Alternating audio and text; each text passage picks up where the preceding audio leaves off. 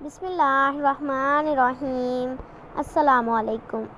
میرے نبی پاک صلی اللہ علیہ وآلہ وسلم نے فرمایا، جس نے 40 دن تک پانچوں وقت کی اذان پڑھی، صرف 40 دن، فرمایا اللہ اس کے پچھلے سارے گناہ ہی معاف کر دے گا، اور فرمایا کہ قیامت کے دن سب سے لمبی گردنیں مؤذنوں کی ہوں گی، اذان دینے والوں کی گردنیں اور قد لمبے ہوں گے۔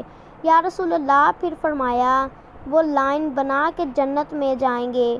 فرمایا جب مؤذن جنت میں جا رہے ہوں گے تو سب سے آگے آگے میرا بلال ہوگا، مؤذنوں کا لیڈر اور قائد میرا بلال ہوگا۔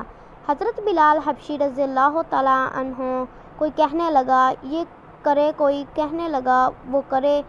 حضرت عمر رضی اللہ تعالیٰ عنہ خواب دیکھتے ہیں کوئی اذان پڑھ رہا ہے، عبداللہ ابن زید خواب دیکھتے ہیں کوئی اذان پڑھ رہا ہے۔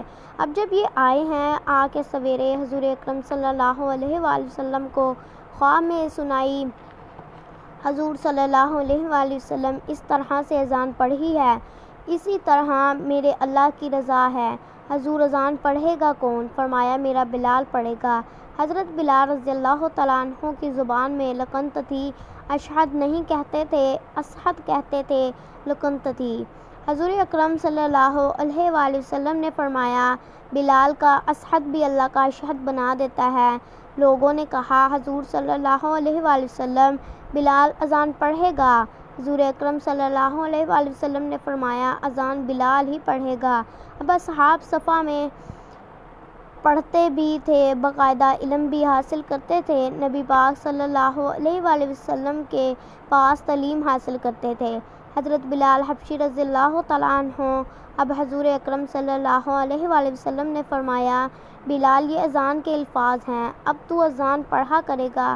جناب بلال حبشی کو اذان سکھا دی۔ رسول اکرم صلی اللہ علیہ وآلہ وسلم نے فرمایا بلال چڑھ جاؤ، مسجد نبوی کے 7 میناروں پہ چڑھ جا، ایک کونے پہ چڑھ کے اذان پڑھ تو۔ حضرت بلال حبشی رضی اللہ تعالیٰ عنہ نے سب سے پہلے طریق کی سب سے پہلی اذان پڑھی۔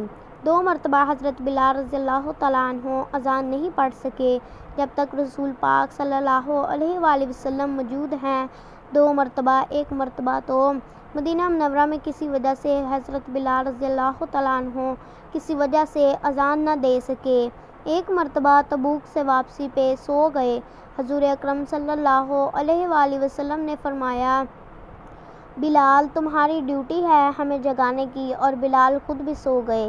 سویرے جب اچھی طرح سے سورج چمکا، رسول پاک صلی اللہ علیہ وآلہ وسلم کی آنکھ کھلی، حضور اکرم صلی اللہ علیہ وآلہ وسلم نے بلال کو آواز دی۔ حضرت بلال رضی اللہ تعالیٰ عنہ چونک کے اٹھے، فرمایا تجھے کہا تھا جگانا ہے یا رسول اللہ صلی اللہ علیہ وآلہ وسلم۔